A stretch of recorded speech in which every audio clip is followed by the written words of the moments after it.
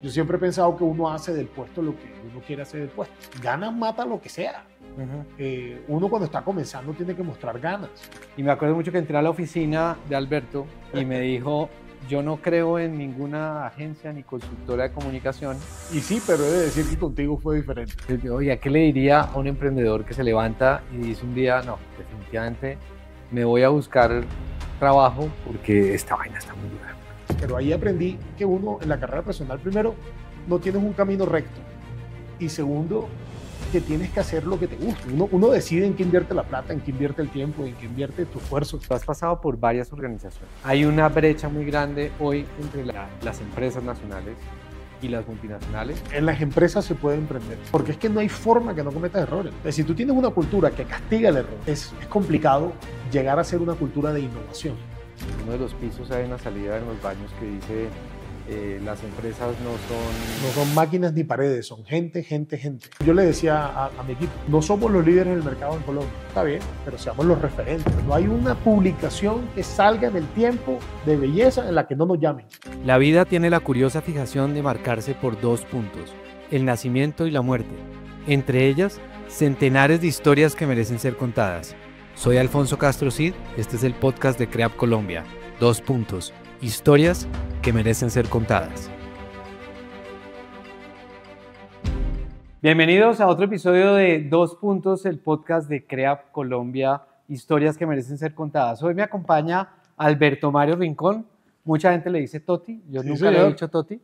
Siempre te he dicho Alberto. Sí, señor, cómo no, un placer, ¿cómo estás? Gracias por la invitación. Súper. Con Alberto tengo una anécdota que quiero compartir, que es mucho de lo que hablamos acá, que es la vida tiene esos dos puntos, ¿no? Nacimiento y muerte, un montón de historias que se cuentan y la gente piensa que uno llega a los destinos como por arte de magia. Muchas personas, sobre todo los jóvenes, dicen, ah, claro, es que lo dice Alberto porque lleva ahí un montón, pero yo conocí a Alberto por una persona de tu equipo de comunicación hace muchos años, 6, 7 años, y me acuerdo mucho que entré a la oficina de Alberto y me recibió y me dijo, yo no creo en ninguna agencia ni consultora de comunicación, siempre los veo en dos momentos, cuando vienen a venderme la moto, firman el contrato y cuando los llamo que no funcionan y que no sirven para nada. Y sí, pero he de decir que contigo fue diferente. Sí, por eso digo. Y con CREAP fue diferente. Me acuerdo mucho que te dije, hagamos un contrato a 3 meses, a ver qué pasa. Y bueno, han pasado varios años, cambió mucho la compañía, te tocó también un tsunami organizacional, se creó un segundo hub organizacional en todo. Un clúster. Un clúster. 12 países se manejan hoy desde Colombia. Alberto, ¿cómo es eso? Uno dice, llegué a L'Oréal, entonces yo te conocí como gerente general. Entonces viene ese imaginario de, pues este siempre ha estado de gerente general. No, no. ¿Cómo es ese llegar hasta allá? ¿Cómo ha sido ese camino? Bueno, ese camino ha sido de mucho trabajo, dedicación y por supuesto resultados. Yo sí creo en el potencial de la gente y creo que uno va creciendo en la medida en que va teniendo como personas que creen en ti, mentores o personas que simplemente creyeron en ti. Yo tuve la fortuna de tener muchas personas que creyeron en mí, con los cuales estoy absolutamente agradecido. Jefes y... Jefes, principalmente jefes. Bueno, y mi familia, y mis padres, y mi suegra, mi suegro, etcétera, pero gente que creyó en mí. Y yo creo haber estado a la altura de ese espaldarazo que recibí en la vida. Porque la altura es porque camellé y trabajé todo lo que tenía que trabajar cada vez que me daban la oportunidad. Y cada vez que me daban la oportunidad, pues ponía sobre la mesa ideas y propuestas. Y yo siempre he pensado que uno hace del puesto lo que uno quiere hacer del puesto. Si eso como es difícil ahora, ¿no? Pues no sé si es ahora o ha sido siempre, porque uno también lo compara con los amigos de la universidad y uno dice, ah, pues... No, pero yo creo que no es ahora o antes, simplemente es cuestión de la persona que está frente a una situación, cómo la enfrenta. Mis hijos están ahora recién comenzando en el trabajo, uno en una petrolera y otro en un negocio de consumo masivo. Y la única recomendación que yo les he dado es ganas. Ganas mata lo que sea. Uno cuando está comenzando tiene que mostrar ganas. Y nadie quiere ir a un evento el domingo, darse la mano y vaya. Eso no es ser sapo. Eso es mostrar ganas por lo que usted quiere hacer. Hay un Entonces, presidente de Colombia, no para meterle política a esto, pero decía que ahora a la gente persistente la llaman intensa. Pues sí, pero los intensos son los que salen adelante, los que tienen perseverancia, sobre todo, porque obstáculos te vas a encontrar en el camino todo el tiempo. Entonces, ¿cómo he hecho para llegar de acá? Primero, gente que creyó en mí. Segundo, yo creí en mí y estudié mucho. Yo aprendí inglés a los 23 años. Yo soy del Liceo de Cervantes, colegio español donde la mayor clase de inglés era, no sé, nada. Pero tú eres barranquillero. Más barranquillero que el Matarratón. Soy barranquillero de profesión, hincha furibundo del Junior. ¿Cuándo llegas a Bogotá? Llegué en el año 89 a estudiar en la Universidad Javeriana. Ok. Estudié ingeniería industrial en la Universidad Javeriana y me gradué en el 93. Y estoy trabajando desde el 91. En el 91 comencé a trabajar en el Citibank. ¿Haciendo qué? No, hombre, analista de crédito y cobranzas. O sea, y se Lo que trabajaba pasa, con corbata y toda la vaina. ¿Verdad? mierda, sí, entonces mi primera corbata, mi primer vestido fue Arturo Calle. ¿Ah, sí? Claro, güey. Hoy en día Arturo Calle tiene un posicionamiento muy diferente al Arturo Calle que comprábamos nosotros en el año Una 91. época en que la gente decía, ¿ese traje de qué es? Y decían Arthur Street. Arthur Street. Sí, Sí, me acuerdo que mi papá me llevó a comprar mi primer blazer y mi primera corbata. Y como buen costeño, mi papá eligió un blazer café, beige. Bueno, papi, hubiera podido elegir un blazer azul. Para Bogotá. Exacto. Y ahí comenzó la vida. Y comencé en el Citibank haciendo la práctica industrial y estando, otra vez el tema de las ganas y de mostrar. Yo estaba haciendo la práctica industrial como analista de crédito y cobranza. Yo me voy a volver un segundo antes de la Sí. práctica. Espere. ¿Era vago o era pilo? En el colegio fue súper pilo. En el colegio fui el mejor de la clase junto con un gran amigo mío que se llama Roberto Puch. Roberto, que está hoy en día en Telefónica, íntimo amigo mío de toda la vida. Robert era el mejor del A y yo era el mejor del B. Ok. Y era siempre la vaina. Lo que pasa es que Robert sacó en el ICFES 396 Miércoles. sobre 400. Casi Yo saqué siempre. 366 no, y fue súper bueno porque se me sacó 396. Y después vinimos a vivir a Bogotá juntos. Y entonces es mi mejor amigo de toda la vida, junto con otro amigo que se llama Juancho. Bueno, grandes amigos que tengo. ¿Y en la universidad? En la universidad fui súper vago, pero fue una cosa impresionante. Y fue porque en el primer semestre, todo lo que yo veía de ingeniería industrial en cálculo, en física, etcétera, yo lo había visto en el colegio. Ah, ok. Entonces yo en el colegio daba clases a todo el mundo y nada, eso era como lo que yo estudiaba, era dando clases a la gente. Ok. Y cuando yo a la universidad el primer semestre, para mí fue súper fácil, pero fácil fue descaradamente fácil. Entonces yo pensé que el segundo semestre era igual. No. Entonces no, fui súper vago en la universidad. Y hasta que llegué como a sexto semestre y comencé a ver materias de ingeniería industrial que me gustaban. Comencé a ver recursos humanos y me gustó, comencé a ver mercadeo y fue lo que más me gustó. Y ahí decidí entonces que yo quería trabajar en mercadeo. Ok. Pero no, nada lumbrera en la universidad, al contrario, gracias a unas grandes amigas que tuve en la universidad, pasé la universidad, y gracias a Roberto Puche también. ¿Y consigues la práctica? Consigo la práctica porque la primera persona que creyó en mí, un señor que se llamaba Iván Porán, un amigo de mi hermano. Y entonces pues me ayudó y entré al Citibank y me acuerdo que en el Citibank me dicen, ¿usted habla inglés? Y yo, sure, tenía ni la menor idea de hablar inglés. Y entré al Citibank y me tocaba hacer un newsletter. Y entonces escribir un newsletter de los resultados de crédito y cobranza, no sé qué tal. Y había un gran amigo, también agradecidísimo con él, se llama Gastón Abello. Y Gastón tenía el puesto que yo iba a hacer. Yo lo reemplacé. Y Gastón me dice, mire, este es el newsletter. Cuando el número crezca, pones increase. Cuando decrezca, pones decrease. Más nada. Y yo repliqué esa carta. Yo creo que ese newsletter la repliqué como por 10 veces. 10 veces hice el mismo Y newsletter. nunca hubo queja, nada. No, nunca hubo queja. Pero digamos que hecho el cuento es porque estando en el Citibank me quedé trabajando después que terminé la práctica y terminé la universidad de noche durante los últimos 2-3 semestres. Y me acuerdo en un almuerzo que estaba el director de cobranza que se llamaba Enrique Gabaza. Y le digo, don Enrique, en Barranquilla ustedes deberían cobrar al mediodía. Me dice, ¿por qué, mijo? Yo, porque en Barranquilla la gente va a hacer siesta y nadie va a querer que lo llamen a la casa y le tumben la siesta. Y efectivamente comenzaron a cobrar al mediodía y mejoró el delinquency rate, o sea, la cobranza. Y el tipo quedó impresionado con esa idea que le di, y eso era marketing. Lo que pasa es que yo no sabía que era marketing, pero era marketing. En marketing eso es un insight, exacto. Era un insight, pero clarísimo. Pero berraco. Y entonces, por esa conversación, y bueno, y obviamente por las ganas que le metí al tema y no sé qué tal, cuando me gradué de la universidad me dicen, ¿por qué no te vas de director de cobranzas a Barranquilla? 21 años.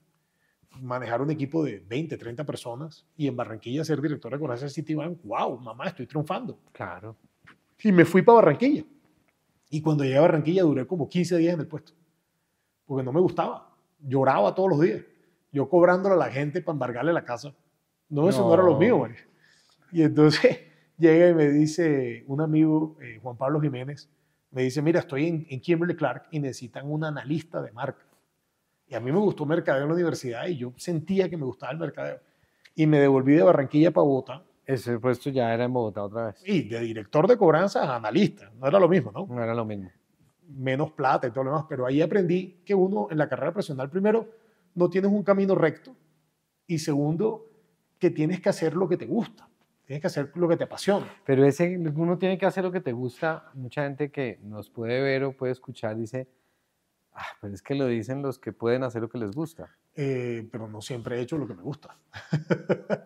Pero cuando tengas la oportunidad de elegir lo que te gusta, elígelo, porque no hay nada como profesionalizar la pasión. Cuando uno profesionaliza la pasión, eso le gusta y simplemente le va bien. Eso es natural, sale natural. Pues yo no tenía muy claro que el marketing fuera lo mío, pero sabía que me gustaba por la universidad y no sé qué tal. Y comencé a trabajar en Kimberly Clark como analista de marca de Kleenex. Y era súper chévere. Y ahí comencé y dije, no, pues yo necesito aprender de esta vaina. Entonces me metí en una especialización de mercado en los Andes. Y esa fue mi primera inversión que hice en mí mismo. ¿Tú te pagaste? Sí, mi viejo no podía en ese momento ya pagarme la especialización, me la pagué yo. Y esas son las historias que la gente dice uno no conocen de uno. No, pero... Piensan que es que todo está dado. Sí, no todo no está, uno se abre las puertas y uno es el que termina abriendo la vuelta y abriendo el camino. Y eso fue lo que hice yo. Yo decidí en ese entonces una plata que para mí era importante meterla en especialización de mercado en los Andes y lo hice y feliz de haberlo hecho. Y eso significó que mi primer carro me lo compré a los 27, 26. Que ese era en su momento, yo me acuerdo que uno salía de la universidad pensando, lo primero que tengo que hacer es poder comprar un carro. Es que la época de nosotros era la época de los yuppies. Sí, claro. Entonces, ¿te acuerdas de todos los pocotón de amigos de nosotros que trabajaban en la bolsa, que hoy en día son muy amigos míos? Y ustedes, a mí me tocó, mi primer carro fue un Mazda Coupé 323, pero después me compré ya uno nuevo. Tuvimos el primer mismo carro. Yo tuve uno que digo, mi primer estrato social, yo digo que fue el estrato perla, que era el color del carro del 323 claro, que tenía yo. No es nada que me compré el carro con todo el esfuerzo del mundo y mi esposa hoy en día, que era mi novia, tenía el carro igualito. Y entonces la gente me decía que yo le estaba usando el carro a mi esposa. No, pero era súper frustrante. Y entonces después me compré un Volkswagen. Yo me quería comprar un Volkswagen Golf, que era el que estaba de moda, ¿te acuerdas? Play. Me alcanzó para Golf sin la F. Sí. Entonces, yo siempre digo que yo no pude tener el Golf porque la F no me alcanzaba. Entonces, no, pues uno decide en qué invierte la plata, en qué invierte el tiempo, en qué invierte tu esfuerzo.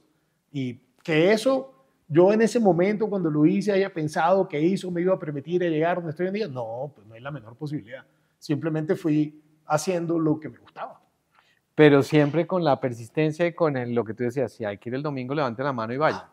Yo me acuerdo que en Kimberly Clark, que en ese entonces se llamaba Colpapel, teníamos las fábricas en Guarne y en Pereira.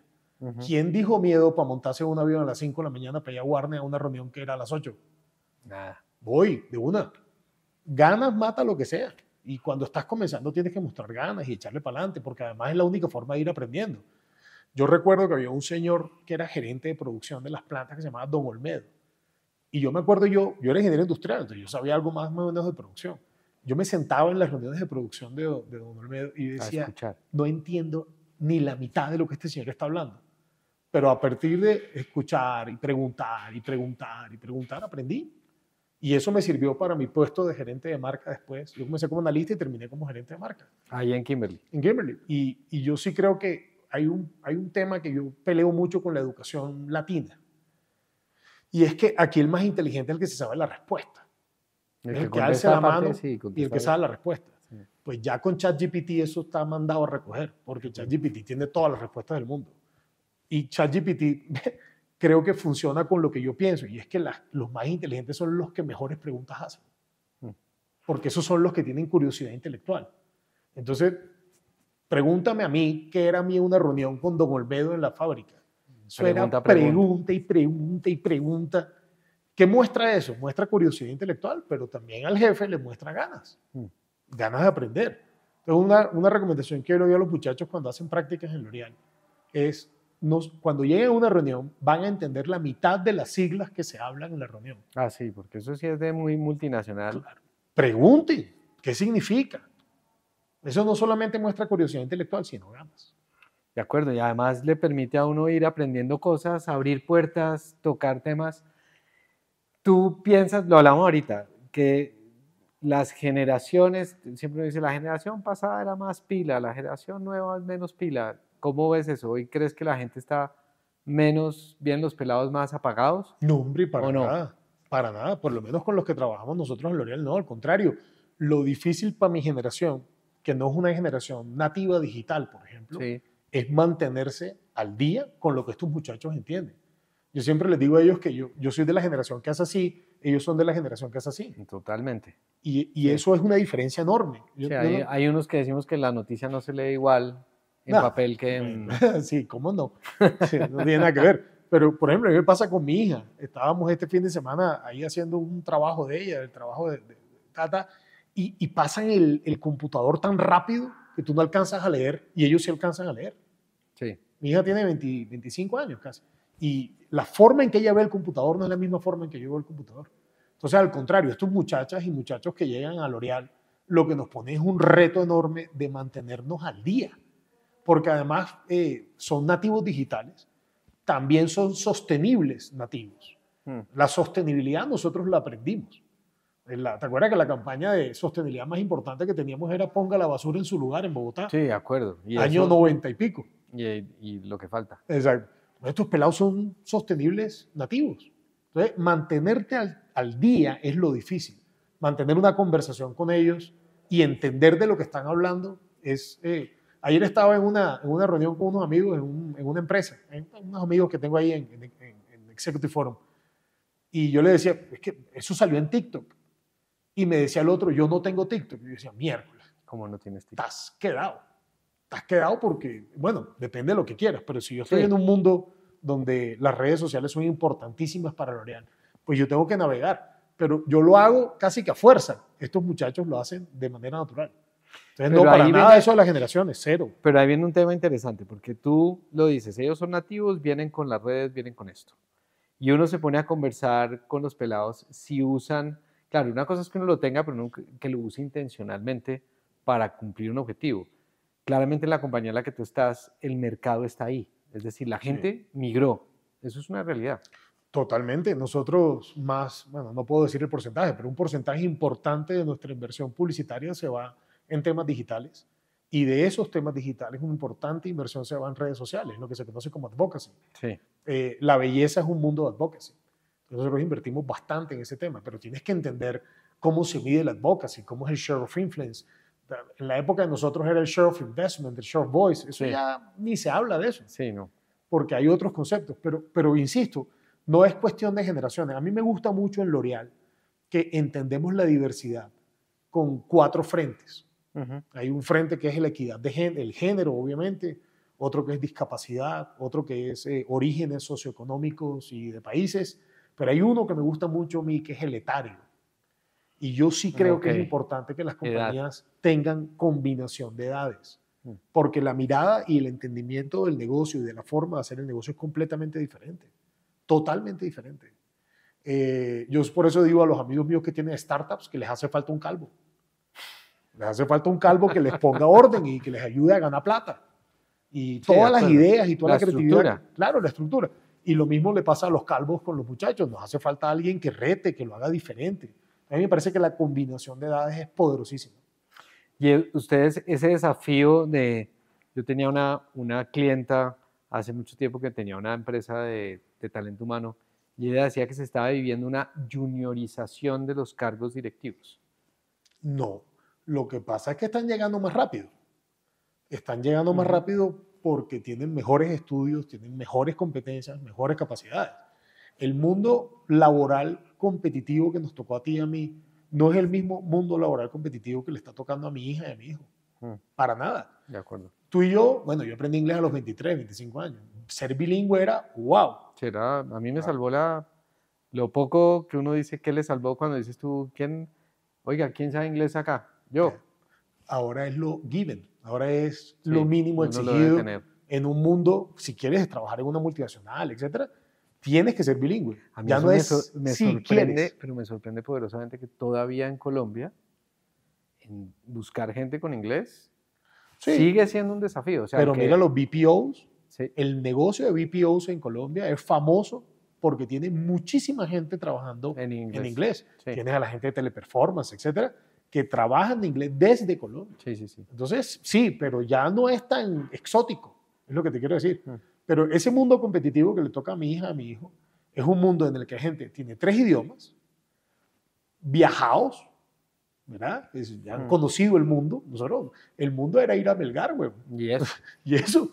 Y estos manes ya, tú le dices, ahí, pero ¿y qué hiciste el último año? No, yo mochileé un año en Europa. Y, wow, en la época a nosotros no se nos hubiera ocurrido Y hacer aparte eso. lo pueden hacer con recursos, o sea, usando muy inteligentemente la plata Claro. se puede hacer. En la época tuya y mía, No, no era verdad. no se Y podía. tercero, posgrado. Espérate, 1 o 2 posgrados. Ya no es solamente ser profesionales, 1 o 2 posgrados. Entonces, el mundo competitivo hoy en día es mucho más competido que lo que nos tocó a nosotros en nuestra época laboral. Entonces, eso hace que estén mejor preparados y vayan más rápido. Entonces, yo no estoy de acuerdo con el concepto de juniorización. Sino lo que yo pienso es que llegan más rápido a posiciones Pero sí les jerárquicas hace más altas. falta lo que decías tú, el calvo, bueno, que algunos tenemos la ventaja de que no Pues, somos calvos. Que no se nos cae el pelo. Sí, pero la experiencia es otra. O sea, el otro día estaba en las oficinas de Mercado Libre, promedio de edad 26 años, bueno, 27 años. Sí. Y tú ves Mercado Libre, es un tremendo negocio. Entonces tendrán un calvo por ahí, sí, deben tener un calvo que otro por ahí que les ayuda a organizar y no sé qué tal. Pero no es Sí, pero la velocidad del negocio. totalmente diferente. De acuerdo.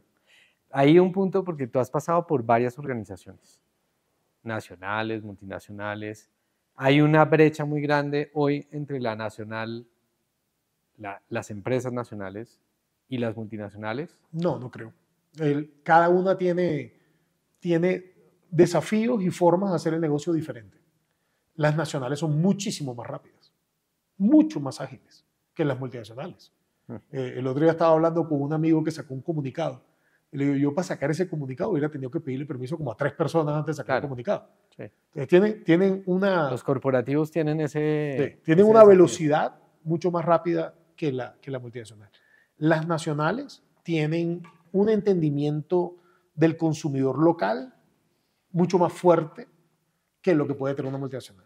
Porque la multinacional viene primero de un conocimiento mundial a tratar de localizarlo. Sí. La nacional parte del local para llegar de pronto a un conocimiento regional o mundial. Entonces, yo no creo que haya una brecha, y mucho menos brechas de talento. Talento, nosotros competimos, y te lo digo por la gente que traemos a la empresa y la gente que se va que nos roban para otras compañías, nos las roban de nacionales, de multinacionales, y nosotros traemos de nacionales y multinacionales. Entonces, no creo que haya una brecha. Lo que sí tiene una empresa multinacional que podría ser una ventaja competitiva es esa visión global de tendencias.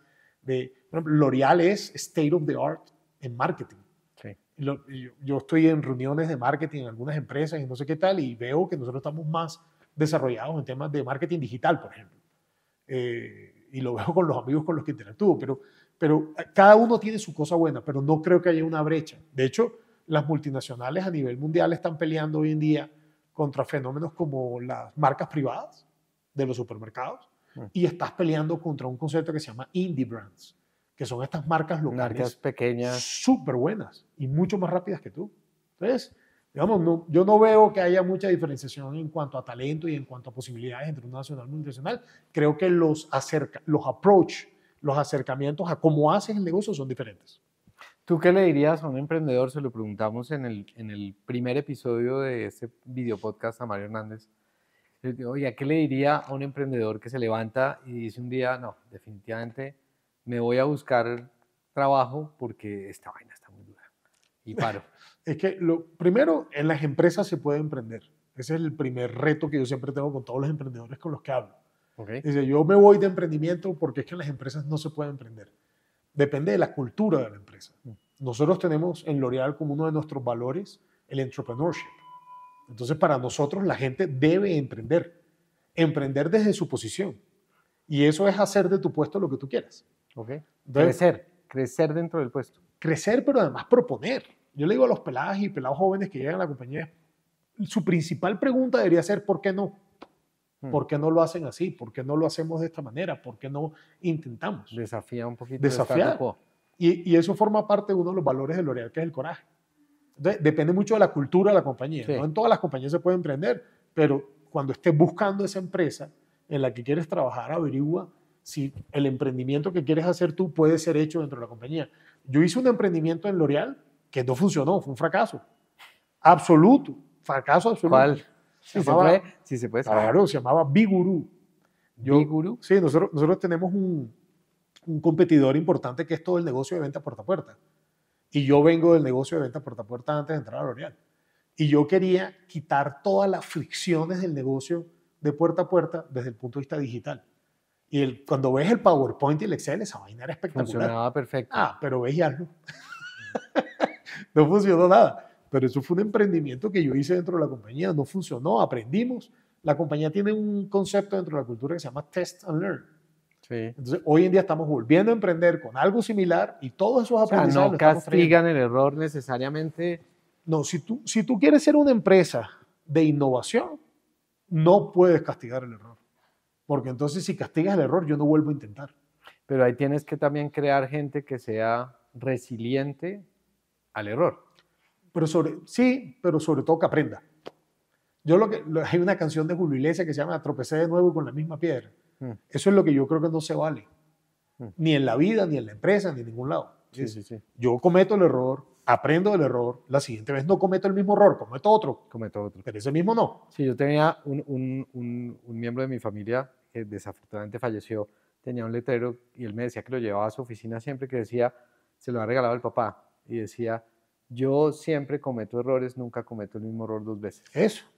Eso, porque es que no hay forma que no cometas errores. Nosotros cometemos errores todos los días. Entonces, si tú tienes una cultura que castiga el error, es complicado llegar a ser una cultura de innovación. Si tienes una historia que merece ser contada y quieres innovar en temas de comunicación, marketing y asuntos públicos, visita el enlace que está en nuestra descripción. Y no olvides seguirnos en todas nuestras redes sociales, 2 Puntos, el podcast de las historias que merecen ser contadas. ¿Crees que los pelados hoy se dan mucho palo cuando cometen un error? ¿O cuando se les detecta un error? Parte de por qué estructuramos estas conversaciones con líderes, con personas que tienen historias, es mandar el mensaje, oiga, nada en la vida es regalado, todo es difícil, pero ¿crees que los pelados vienen con este déficit de poder superar un pequeño tropiezo? No, vuelve y juega. Yo creo que es un tema de personalidades y que no tiene nada que ver con la generación. Pues yo me doy durísimo. Sí, yo tengo coach, psicólogo, tengo de cuánta vaina para que me deje de dar duro. Y no tiene nada que ver con la generación. No, pero es que a nosotros nos educaron diferente.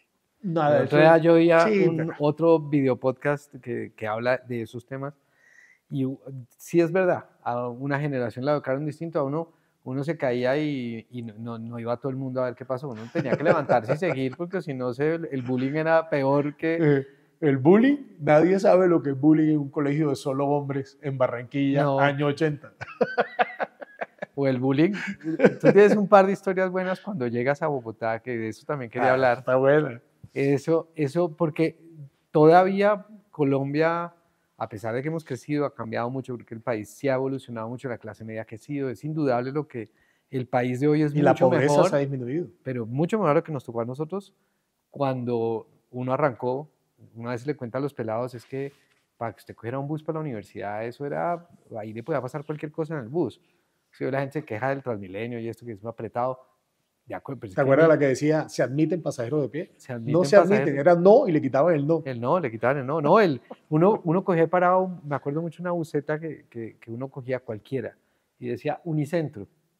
Y uno subía y le preguntaba al conductor, ¿pasa por Unicentro? El tipo dice, no, en la 72, porque el tipo en la 72, en la 45, donde fuera, cambiaba el letrero y se acabó la ruta para Unicentro. Y la guerra del centavo era brava. Y uno en esa época con los 500 pesos o 250 que costaba el bus, A tirar pata, a tirar papi. pata. Pero volviendo al punto de las regiones, tú vienes de región, ¿sí? Más o menos lo que sea, pero tú tienes un cuento buenísimo que llegaste acá a sacar niñas y entonces era, ese me gusta. No, a nosotros los costeños nos acabó un programa que se llamaba Dejémonos de Vaina. Ah, sí. Entonces nos acabó. Entonces llegábamos y lo único que te decían era tenía que ser costeño. Tenía que ser costeño. Sí. Era la frase. Sí, claro. Lo que pasa es que Colombia tiene 3 montañas en la mitad muy grandes. Entonces, yo estoy convencido que las 3 montañas hacen que Colombia tenga regiones fuertemente marcadas. Cuando yo trabajé en Carulla, Te voy a poner el ejemplo, me quitaste el ejemplo. cuando yo trabajé en Carulla, queríamos hacer un libro que sacara el plato colombiano de comida. Y no hay un plato colombiano de comida. No, pues cada región tiene. Claro, lo que hay son sopas en todas las regiones de Colombia. Y hay arepas en todas las regiones de Colombia. Tú vas a Santander y hay una arepa, vas a Medellín y hay otra arepa, vas a la costa, hay otra arepa, Bogotá, Boyacá, etc. Entonces, lo que es común en Colombia son las sopas y las arepas. Eso hay en todos lados. Pero cada sopa es diferente, cada arepa es Cada diferente. sancocho es distinto. Pero eso entonces también es cada costumbre es diferente. Cada forma de ver la vida es diferente. Entonces, a mí, yo soy un ferviente defensor de la diversidad. Pero no de la diversidad típica que todo el mundo pelea por el género y no sé qué tal, sino eso más la diversidad de formas de ver la vida. Entonces, a mí me encanta que en mi compañía hoy en día tenemos 15 nacionalidades. Acá. Sí, aquí en Bogotá. Tú no sabes lo que es tener una reunión con un griego que está acostumbrado a estar al lado del mar y ahora está entre un pocotón de montañas y tiene una cultura muy diferente a la cultura andina. Eso genera valor agregado, la diversidad. Entonces, a mí las regiones del país me encantan. Una de las cosas bacanísimas que nos pasó en la pandemia fue durísima, pero yo siempre le he buscado lo bueno a la pandemia, fue que como los estudiantes en práctica no tenían que ir físicamente a la oficina, comenzamos a tener estudiantes en práctica de Cali, de Medellín, regiones. de Barranquilla, y hoy en día todavía los tenemos. Pero fue debido Por a la pandemia. Entonces, yo sí creo que la diversidad funciona y creo que Colombia es un país de regiones y que al final todos somos colombianos, como pasa en España, como pasa en cualquier otro lado, pero hay que respetar las formas de ver la vida de cada uno. Pero seguimos siendo un país muy centralista, muy... En el gasto público, que sí. te vean, pero que te miren, que te midan, porque vienes de Cali o vienes de Bucaramanga o... No. Al bogotano nos dan muy duro en todas las regiones. Bueno, ya no somos tan también. Ya no somos y al paisa también. Tan inmamables como decían que éramos, ya no somos. Sí. Pero... Yo lo que creo es que tenemos un pocotón de estereotipos todavía. Sí. Que hay que seguir peleando contra ese estereotipo. Entonces Sí. tienes el estereotipo de que el costeño es flojo, de que el costeño no trabaja, que bueno, no. Yo trabajo de 7 de la mañana a 6 y media, 7 de la noche, y a las 7 de la noche me fascina irme con mi esposo y un amigo a tomar trago. A ti no, a ti te gusta ir a sentarte a ver televisión. No es un problema tuyo, el problema mío si me voy a una comida o a un bar. Yo lo que creo es que hay que respetar. La diversidad se basa principalmente en el respeto. Y tu forma de ver la vida no es la correcta y mi forma de ver la vida no es la correcta. Encontremos un espacio común de ver la vida. Zonas comunes. Claro, pero respetemos las diferencias, porque es que ahí es donde está la grandeza de la diversidad. Cuando uno conecta diferencias y cuando uno habla de eso, y lo hemos hablado contigo en otros espacios que nos hemos visto para hablar del tema, lo que nos unió al principio fue esta relación de cliente-proveedor, servicios de comunicación, reputación, y cada vez más como que uno se va interesando más por el negocio de ustedes y ustedes, tú en particular, vas entendiendo que efectivamente sí había gente que no llegaba a vender una moto cualquiera, sino que había un tema ahí que había que sacarle más punta. Hablemos un poquito de eso, de la reputación, porque tú la has trabajado bastante, no solamente a la reputación personal que va dada por la hoja de vida, el estudio, el esfuerzo, pero esa inversión, no para hacerle publicidad a ningún negocio que haga este tipo de cosas, sino porque no es muy común ver, cada vez más, pero no es muy común ver organizaciones que empiezan a apostarle o personas que le empiezan a apostar a un trabajo serio de organizar una estrategia reputacional con unos pilares y con unos mensajes y ponerse en la tarea, sobre todo cuando uno ha sido exitoso y de pronto nadie no le han metido ese tema obligatoriamente. Pues hay que entender o sea, debe ser con intencionalidad la construcción de una reputación. No es solamente por construir reputación. ¿Qué tipo de reputación quieres construir primero? ¿Qué objetivos de reputación quieres tener? Pero también ¿para qué? Tiene que haber una intención detrás. Nosotros en Colombia, L'Oréal es una empresa que está en más de 150 países. Tiene facturación de 43 billones de euros, más de 90.000 personas trabajando en la compañía, es el líder mundial de belleza. El clúster. Pero en Colombia no era conocida. En Colombia teníamos una oficina hace 10 años que entra L'Oréal ahí en la 11,90. Y esto no es mentira. Nosotros poníamos un post en ese entonces en elempleo.com para que alguien, digamos, pusiera la hoja de vida para trabajar con L'Oréal Colombia. Y si recibíamos 10, no recibíamos 20 hojas de vida. Entonces te estás perdiendo la oportunidad de tener buen talento trabajando para la compañía. Sí, eres muy famosa a nivel mundial, pero no localmente. La responsabilidad de los country managers en L'Oréal, entre muchas otras, es construir esa reputación. Primero, para ser un referente en la industria, etcétera, pero también para obtener talento que quiera trabajar con nosotros. Hoy en día te digo de manera súper orgullosa, nosotros tenemos 77 estudiantes en práctica en toda la compañía, entre Colombia, Perú y Panamá. Nosotros tenemos 3 oficinas, una en Bogotá, otra en Panamá y otra en Lima. Hoy en día recibimos 2.500 hojas de vida. Que quieren aplicar. Que quieren trabajar en L'Oréal. Sí. Entonces, ¿cómo ha sido eso? Hombre, sí, las marcas y todo, eso importa, pero también construir esa reputación, ¿vale? Acabamos de lanzar un programa que se llama Management Trainees, que agarras a unos jóvenes recién graduados de la universidad y los vas rotando por diferentes partes de la compañía. Son 8 posiciones. Vamos en 3.000 hojas de vida.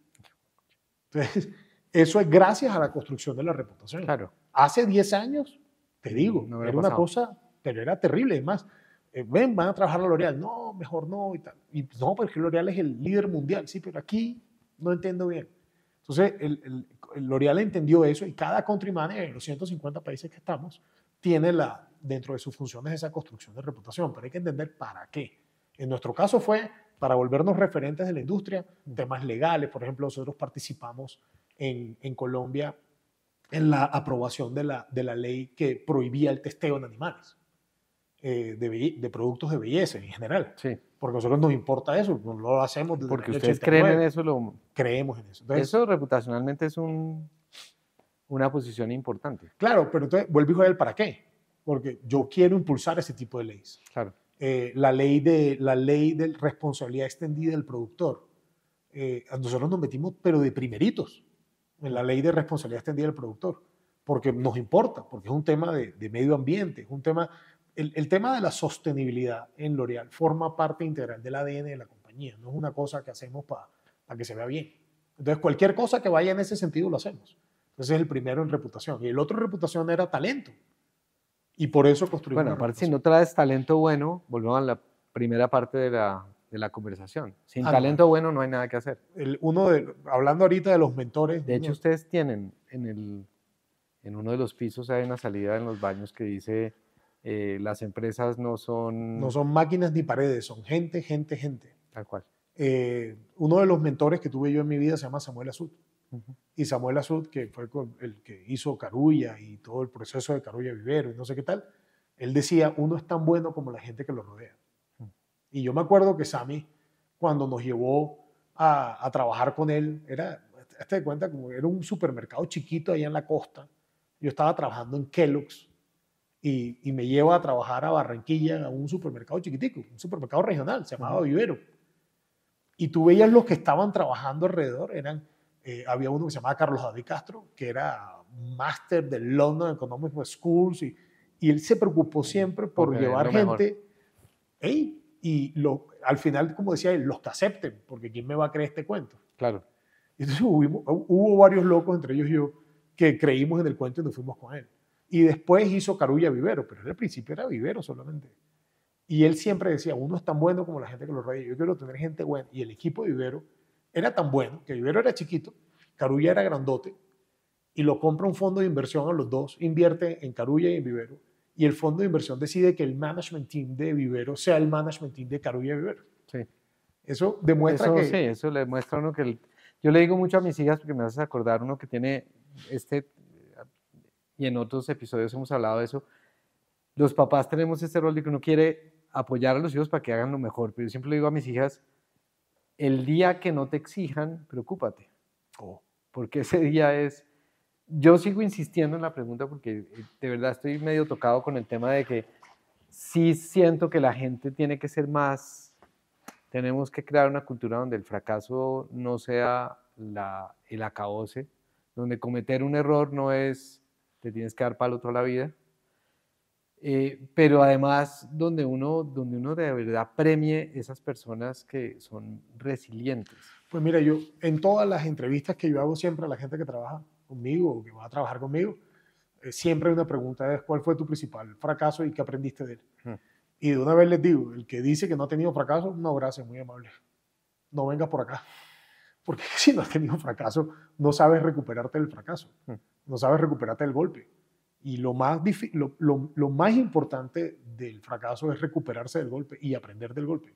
¿Cuál fue un totazo así de entrevista laboral, Alberto? Uf, el totazo. Nosotros compramos en Carulla Vivero. Nosotros primero fusionamos Vivero y Carulla y ahí se armó Carulla Vivero. Sami decidió que iba a comenzar a comprar empresas. Compramos 11 empresas. O sea, como un fondo de capital privado. Claro, entonces comenzamos a comprar empresas y entonces comprábamos el supermercado de Confama en Medellín, compramos Magali París en Cartagena, no sé qué. Habíamos comprado 10 y nos había ido súper bien. Súper bien, era súper bien. O sea, los traíamos, los volvíamos Carulla, los volvíamos Vivero o los volvíamos Merquefácil. Ahí lo manejábamos y lo hacíamos bastante bien, la verdad. Fueron del año 2000 al 2007 un crecimiento impresionante. Y en el 2007 decidimos comprar una empresa que se llamaba Surtimax. Ya la última adquisición antes de vender la compañía, porque la compañía se iba a vender. Y Surtimax estaba en Bogotá. En Bogotá, sí. Y Surtimax tenía un modelo de negocio muy particular de Surtimax. Tenía un modelo de negocio que combinaba mayoreo como un macro, pero con consumidor. Era un concepto súper ganador. Y llegamos nosotros después de haber comprado 10 empresas, y yo primero, diciendo, ese concepto no sirve. Venga y lo cambiamos a que sea más esto o más aquello, no sé qué tal. Y no respetamos el concepto del negocio que habíamos comprado. Wow. Lo compramos vendiendo 100 pesos, lo vendimos vendiendo 40 pesos. Porque no respetamos lo que habíamos comprado. Sí. Habíamos comprado un modelo de negocio. Y ese modelo de negocio no lo respetamos. Para mí, eso me sirvió muchísimo cuando hicimos el clúster. Cuando hicimos el clúster de L'Oréal tiene dos modelos de negocio. Un modelo directo, que es Colombia y Perú, y un modelo indirecto a través de distribuidores. Y yo recuerdo las discusiones, no, tengamos un solo modelo. Este es el que funciona. No. Lo único que yo decía era respeten el modelo y aprendan del modelo. Y eso ha sido el éxito del clúster. Tener dos modelos que se respetan, se alimentan el uno con el otro, pero respetamos. Y eso fue del aprendizaje de Surtimax. ¿Y el mejor éxito? El clúster. El clúster es un sueño hecho realidad, pero además un negocio súper difícil. Desmenúzale el clúster a la gente. O sea, eran tres L'Oreales, era un L'Oreal Perú, L'Oreal Colombia y L'Oreal Centroamérica. Exacto. Y Centroamérica desde Panamá atiende 10 países y L'Oreal Colombia y L'Oreal Perú atienden el mercado local. Mezclar dos modelos de negocio era todo un reto, súper reto. Además de eso, trajimos cerca de 65, 70 personas a Colombia de Perú y de Panamá a que trabajaran en el clúster. Y era, ¿cómo piensas regional pero actúas local? Y eso no me lo inventé yo, eso se lo inventó Procter & Gamble hace miles de años.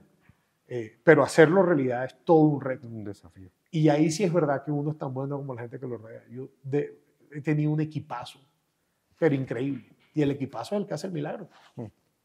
El otro tema que también que te he escuchado mucho es el desafío que también emprendió L'Oréal en algún momento, que era darle visibilidad a L'Oréal, no solo las marcas. Sí, ese fue el de reputación. Ese fue el de L'Oréal Grupo. Eso comenzó ya hace un buen tiempo y comenzar a posicionar a L'Oréal como un grupo interesante para atracción de talento, pero también para trabajar con ellos. ¿Y ahí qué rol juega Alberto, la persona? Pues juego el rol de country manager. Yo tengo que dar esa visibilidad. Digamos que yo tengo 4 gerentes generales y esos 4 gerentes generales tienen sus marcas. Cada una, la división de negocio tiene sus propias marcas. La marca mía es L'Oréal Group. Entonces yo tengo que trabajar, en este caso con Nicolás Vanegas y su equipo, para hacer realidad todo lo que L'Oréal Grupo quiere comunicar. Porque no es solamente para atraer talento, para construir reputación, sino también para que nuestros proveedores nos vean como un partner, perdón, nuestros clientes y proveedores nos vean como un partner confiable y con el que quieren trabajar. Entonces yo le decía a mi equipo, no somos los líderes en el mercado en Colombia, está bien, pero seamos los referentes del mercado. El estándar tiene que estar acá. Claro, entonces te acuerdas que yo te decía, no hay una publicación que salga en el tiempo de belleza en la que no nos llamen. Eso no era así, hoy en día sí es así. Y es porque hemos venido trabajando 5, 6 años, 7 años en que Y eso ahora suceda. estamos cambiando, ya estamos mirando otros medios, estamos mirando pero solo un el ejemplo mundo dinámico. Solo un ejemplo de ser referente. Puede ser que no seas el número 1, puede ser que no seas el más grande, pero sí seas el referente. Y eso es lo que nos preocupa. Alberto, me pongo en la posición de un pelado de 22 años, 21, está empezando la vida laboral, llega a una entrevista con Alberto y dice, este tipo, lo que hablábamos al principio, lleva toda la vida ahí, me va a preguntar qué quiero hacer, ¿Qué le dirías a ese pelado que se sienta enfrente de Alberto y tú le dices, oiga, si pudiera hacer estas 3 cosas, hágalas? La primera es be yourself. Esa vaina cuando llegan con la máscara se nota de una. Pero de una se nota. Entonces comienzan a hablar y en Spanglish y no sé qué y tal. ¿Quién eres tú? A ti te van a contratar por tus competencias. Nosotros no, en las entrevistas, nosotros no preguntamos nada personal. Sí. Nunca. Porque nosotros tenemos un valor que es el respeto y yo tengo que respetar tu individualidad. Entonces yo no te pregunto si estás casado o no estás casado, si tienes hijos, eso no tiene nada que ver con el talento. Yo voy buscando es el talento. Entonces yo hago entrevistas siempre por competencias. Pero la primera competencia es la autenticidad de la persona. Entonces, esa autenticidad no la negocian. Si lo van a contratar, yo siempre pongo el ejemplo, yo me pongo a hablar entonces en paisa, ¿okay? Pero cuando comencemos a trabajar, te das cuenta que soy costeño. No tiene sentido. Tú eres lo que eres. Sí. Entonces, sé muy auténtico. Lo segunda es no exageres los éxitos ni minimices los fracasos. Ni eres el mejor de todos, ni eres el peor de todos. ¿Tú ves diferencia ahí entre hombres y mujeres? No. ¿Que minimicen éxitos? O... No, para nada. Para nada. De hecho, estoy en una cruzada para recibir las hojas de vida sin nombre. Okay. Porque no quiero que haya ningún tipo de sesgo si es hombre o es mujer. Talento no tiene sexo. Yo tengo discusiones larguísimas con mis amigas de Women in Connection, en donde yo soy hombre como aliado de Women in Connection, porque creo mucho en el tema de empoderamiento femenino, en dar visibilidad, pero yo estoy en contra de las cuotas, por ejemplo. Totalmente en contra. Yo creo que lo que tienes que hacer es visibilizar el talento. Bueno, el otro día estábamos hablando con unos amigos de nuestra edad y más o menos muchos decían, ya ahora el problema se está cambiando. El reto viene es para... Bueno, el hombre mayor de 50 años buscando trabajo heterosexual. En L'Oréal nuestro reto es atraer hombres. Okay. Traemos mucho más fáciles mujeres que hombres. Por la industria, por el sector. Obvio, por el sector y porque claramente vivimos en sociedades machistas. Yo comencé en L'Oréal manejando una marca de maquillaje que se llamaba Vogue, que compró L'Oréal en Colombia a la familia Chávez. Y mi primer trabajo fue ser director de la marca de Vogue y del negocio de Vogue y internacionalizar la marca a 13 países. Ese fue el primer trabajo que yo tuve. Y dentro de mis funciones estaba desarrollar producto. Y un día estábamos desarrollando esmalte, me pinté las uñas, llegué al club con las uñas pintadas, te podrás imaginar la montada. El bullying total. Y entonces, ¿y qué? Eso me hace mejor persona, pero persona no tiene nada que ver, hombre. Sí, pero vives en una sociedad machista. Sí, pero ahí vuelves a lo que le estabas dando consejo de sea usted mismo, sí. No imposte nada. No, nada. Entonces no exagere y no se afecte tanto. Y tercero, siempre cuando uno responde a una entrevista, que se vea el valor agregado que puedes agregar al cargo. Investiga. A mí me impresiona que haya gente que llegue a una oficina, a una entrevista y no hayan averiguado por los valores de la compañía. Que hay gente que no sabe, pero ven acá. Ni siquiera miran la página web. Pero escúchame una cosa, tú vas a estar en esta oficina 8 a 10 horas diarias, ¿sí o no? Todos los días, de lunes a viernes, dándola toda. ¿Y tú qué sabes si los valores de la compañía comulgan con los valores tuyos? Uno no se casa con alguien igualito a uno, ni es amigo de gente que es igualita a De uno. acuerdo. Pero lo que sí comparten son los valores. Sí, uno va viendo y eso hace, esa química funciona. Yo tengo un poco amigos del colegio que ya no soy amigo de ellos. ¿Por qué? Porque no comparto los valores. Ni mal ni bueno, simplemente no compartimos valores, eso es todo. Entonces yo sí creo que uno cuando trabaja en una empresa tiene que averiguar los valores de la compañía. ¿Qué tal que el valor de la compañía sea no pagamos impuestos y no pagamos la nómina a tiempo? Y tú feliz de trabajar en la empresa, ¿qué? Sí, o le fregamos proveedores y pagamos. Sí. Entonces cuando llega a una entrevista, llega preparado con conocimiento de la compañía, con conocimiento de los valores. Y yo siempre en las entrevistas, la entrevista dura 30 minutos, yo hago preguntas 15 minutos y 15 minutos dejo ¿qué me quieres preguntar? La entrevista conmigo se gana más en las preguntas que tú me haces Claro. que en las preguntas que yo te hago. Sí, sorprende mucho que hoy hay demasiado acceso a información, todos esos... Hay muchos temas para preparar una entrevista y la gente va como en pelotos. No, pues es que si no funciona. Porque, Eso no es así. insisto, yo te lo juro, 45 minutos, 20 minutos yo pregunto, 25 minutos pregúntame tú a mí. Y dependiendo de la calidad de preguntas que tú me hagas a mí, yo voy midiendo el aceite, como decimos. Alberto, yo creo que nos da para otra conversación, sin duda, chévere, que nos sacaste el espacio, nos llena de energía ver estas historias que al final del día son las de una persona que empezó, como digo yo, no porque sea Barranquilla, porque ha podido ser cualquier otra ciudad o el mismo Bogotá, pero te buscaste el camello, levantaste las manos, fuiste el domingo cuando decían que había que ir. Tal cual. Y bueno. Y llevaba media blanca. Como buen costeño, iba con media blanca. Con media blanca y el traje gris. Clarito. Alberto, mil gracias. Muchas gracias a ustedes por la invitación. Feliz de estar acá. Vale.